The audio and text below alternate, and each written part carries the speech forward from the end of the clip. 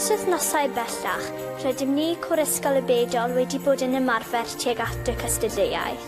Oedd Mrs Gwyn wedi ysgrifennu y geiriau a Mr Davies y gerddoriaeth.